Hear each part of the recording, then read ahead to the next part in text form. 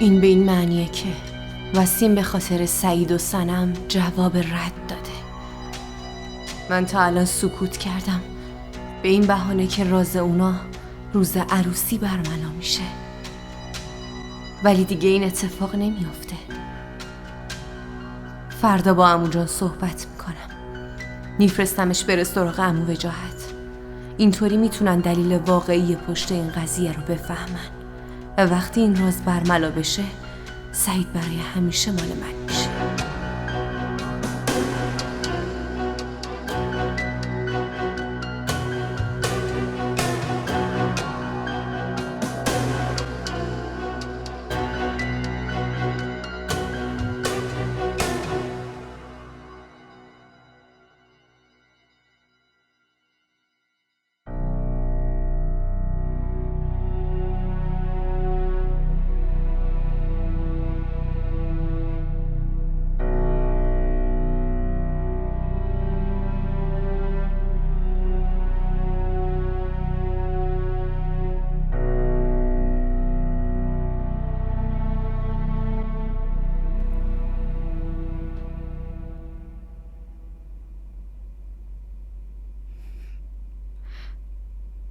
برادر جان، من میخواستم ثریا، اگه میخوای درباره وسیم و صنم صحبت کنی بهتره که هیچی نگی. اما برادر من فقط دارم به این فکر میکنم که صنم و کوثر چه حالیه. ثریا جان خواهر، اونا هم باید فقط این تصمیم و سرنوشت رو بپذیرن. لازم نیست درباره یه چیزی که تموم شده دوباره بحث کنیم. وجاهت جواب رد داده و به نظر منم داستان تموم شده است. راستش حق باباست. فکر میکنم بهتر باشه که دیگه دربارش حرف نزنیم. خب من دیگه میرم. خداحافظ. خداحافظ پسرم.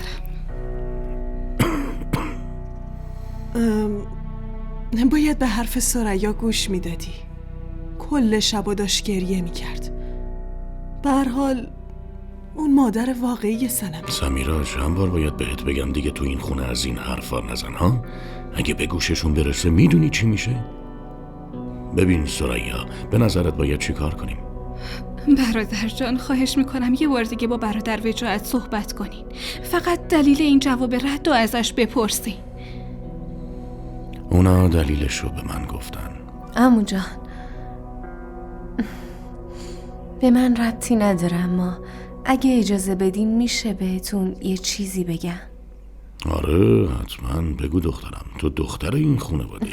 تا قبل از امروز صبح همه چیز خوب بود، تا قبل از اینکه وسیم کارت شناسایی صنمو بخواد. بعدش یهویی چی شد؟ دخترم بهم گفتن که وسیم باید فوراً برگرده آمریکا.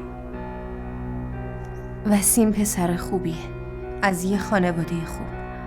شانس آوردیم که پیداش کردیم، نه؟ درسته، اما منظور تو از این حرف چیه؟ عمو جان، به نظرم بهتره برین با عمو وجاهت صحبت کنین.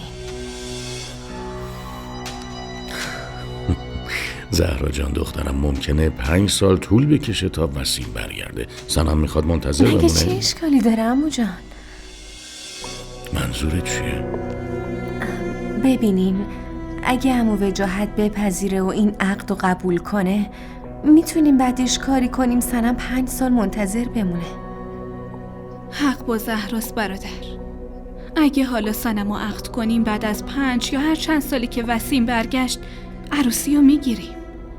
حق با توه. منم با زهرا موافقم. اگه لازمه به خاطر آینده دخترامونم که شده این قدم رو بردار.